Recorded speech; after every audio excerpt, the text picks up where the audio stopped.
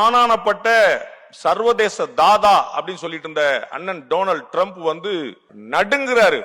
காலையில ஒரு பேட்டி கொடுக்கிறாரு, இந்தியாவுக்கு நான் சாங்ஷன் போட்டுருவேன் 50% டாக்ஸ் அப்படின்றாரு. சாயந்தரம் பேட்டி கொடுத்து my very good friend Modi please Modi my very good friend அப்படின்றார். நம்மால் எவ்வளவு ஃப்ரெண்டுக்கு டேக்கா கொடுத்தவர்னு அவருக்கு மட்டும்தான் தெரியும். என் தலைவன் பாரத பிரதமர் நரேந்திர மோடி அவர்கள் எவ்வளவு ஆலிங்கனம் பண்ணியிருக்கிறாரு அப்படின்னு கொஞ்சம் யோசிச்சீங்கன்னா தெரிஞ்சிடும். ஒவ்வொரு விக்கெட் அந்த அமெரிக்காலேயே 3 அதிபரை பார்த்தவர் மோடி.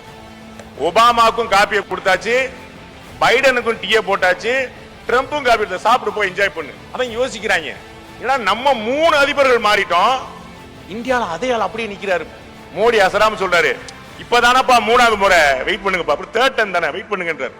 நண்பர்கள், இதில் ஆச்சரியப்பட வேண்டிய விஷயம் என்னென்றா, மோடியை விட அதிக காலம் ஆட்சி செய்து கொண்டிருக்கிறோம் பக்கத்திலே இருக்கிறாங்க, சைனாலும் ரஷ்யாலும். ஆனால் அவர்கள் சர்வாதிகாரத்தால் நிற்கிறார்கள். இங்கு ஜனநாயகத்தால் மீண்டும் 3வது முறையாக மோடி வென்றிருக்கிறார். அதை பார்க்கணும்.